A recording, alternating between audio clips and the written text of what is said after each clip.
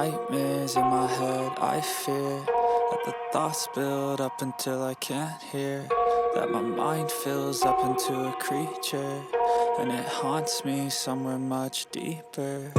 Anxiety, filling up every space, no privacy, and silently, it could build and build until you... Salam sejahtera Malaysia, denyut nadi suara rakyat bergema di channel ini. Ini berita yang amat penting. Saya pikir dalam banyak berita ini yang paling penting. Apa tidak pentingnya berita ini akan memberikan noktah kepada banyak perkara. Satu noktah yang pertama yang pasti akan terjadi adalah tidak akan ada orang lagi berani untuk main-main dengan institusi diraja. Jangan sentuh institusi diraja. Jangan kasih main-main. Kalau kamu tidak puas hati mau main-main, pergilah. Janganlah jadi warga negara Malaysia. Warga negara Malaysia, kita menghormati perlembagaan kita. Kita menjunjung tinggi kedaulatan raja-raja Malaysia. Kerana itu TMJ mengumumkan perkara yang pasti ramai orang akan takut. Padan muka. Saya bersyukur sangat kerana selepas ini kita akan ada agung yang sama hebatnya dengan agung yang ada sekarang. Syukur kepada Tuhan. Tapi TMJ memberikan bayangan yang lebih spesifik. TMJ kata Sultan Ibrahim jadi agung nanti masa yang menarik. Kalau Sultan Ibrahim jadi agung, kita tengoklah. Itu akan menjadi satu masa yang amat menarik. Itu pengakuan sendiri oleh Tengku Mahkota Johor. Berikutan kejatuhan keruntuhan kerajaan PH pada tahun 2020, peranan Raja-Raja Melayu dalam politik dan pentadbiran negara semakin penting. Sejak pilihan raya umum 2018, Raja-Raja Melayu telah merungkai episod politik dua rampasan kuasa di tengah-tengah pandemik COVID-19 dan kebuntuan selepas pilihan raya negara pada tahun lepas. Sultan Pahang Al-Sultan Abdullah Riayatuddin Al-Mustafa Billah Shah, iaitu agung kita sekarang, yang menjadi yang di-Pertuan Agong ketika pergolakan politik ini, serta menyaksikan 3 Perdana Menteri mengangkat sumpah akan berundur pada Januari tahun depan. Baginda akan digantikan oleh Sultan Johor, Sultan Ibrahim, Sultan Iskandar. Dan Tunku Mahkota Johor, Tunku Ismail menjelaskan ayahandanya mempunyai satu agenda yang sangat jelas apabila menjadi agung kelak. Menurut TMJ, dia selalu cakap tentang mengembalikan orde pemerintahan kerana dengan situasi-situasi yang kurang stabil dalam negara. Jadi, baginda nak memberi lebih kestabilan kepada negara.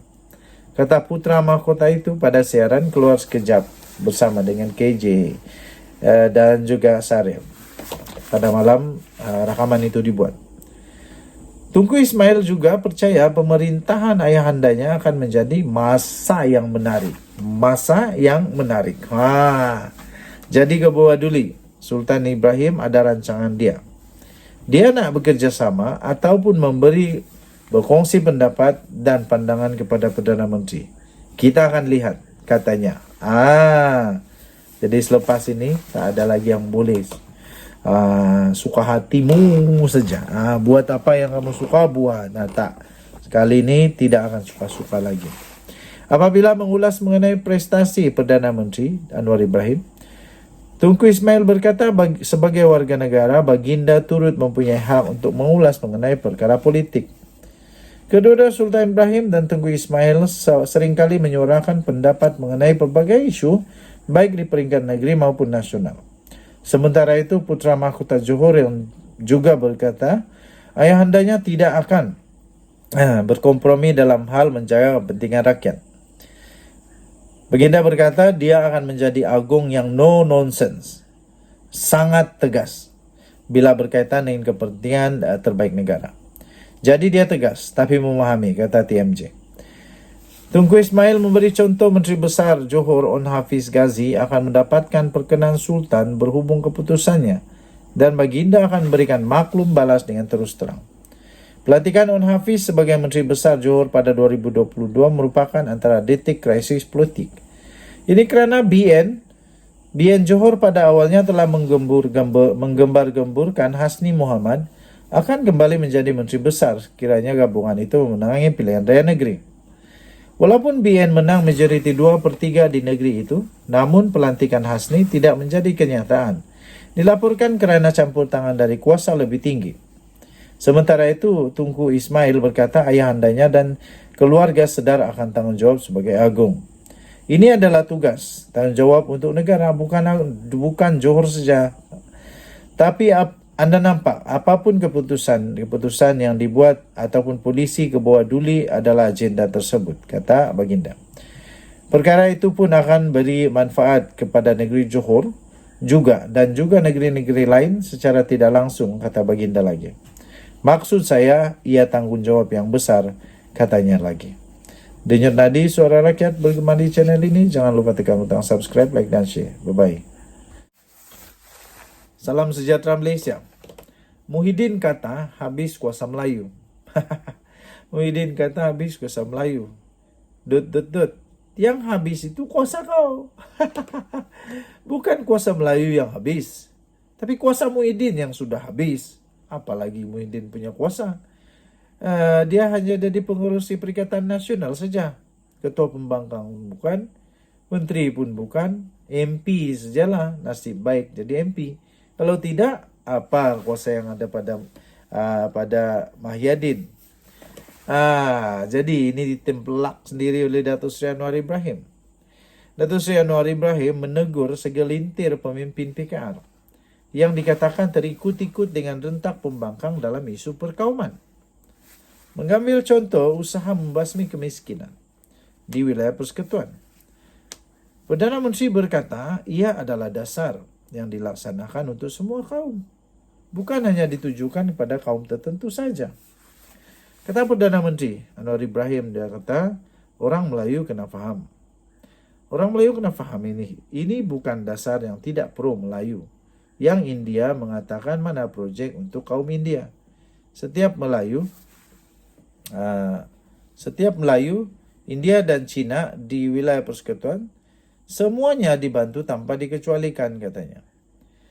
Jadi saya minta pemimpin India dalam keadilan jangan defensif, jangan rasa apologetik.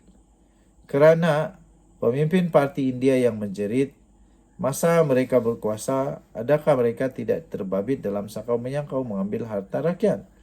Jadi saya harap kawan-kawan kaum India jangan terikut-ikut, katanya. Seperti yang dikatakan oleh Timbalan, yaitu Rafizi Ramli, jangan terikut-ikut. Bila orang serang, macam mana kita nak jawab ni, katanya.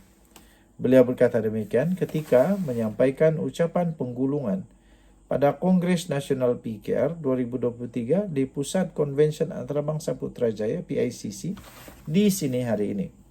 Anwar berkata, isu mengenai kuasa Melayu yang didakwa telah terhakis turut dimainkan oleh Presiden Bersatu Tan Sri Mahyadin Mat Yassin pada Perhimpunan Agung Tahunan Bersatu PAT pada beberapa hari yang lalu.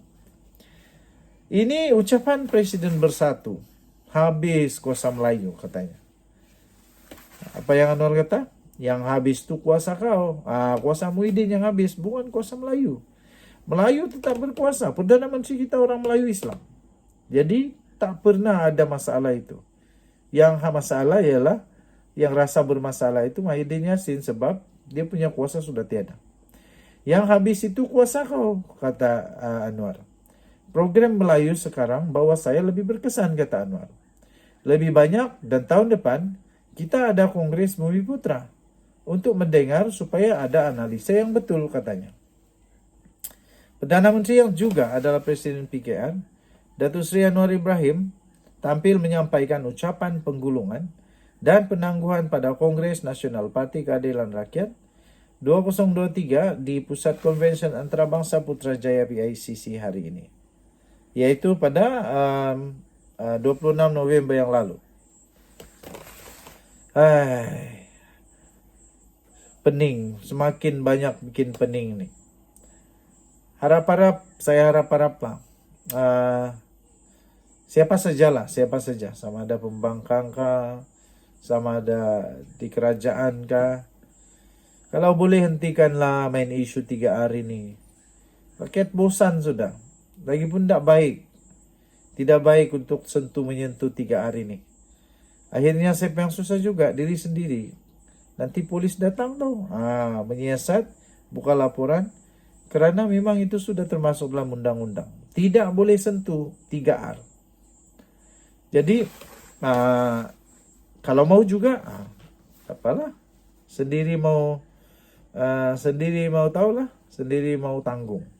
Dan Nadi Suara Rakyat bergema di channel ini. Bye-bye.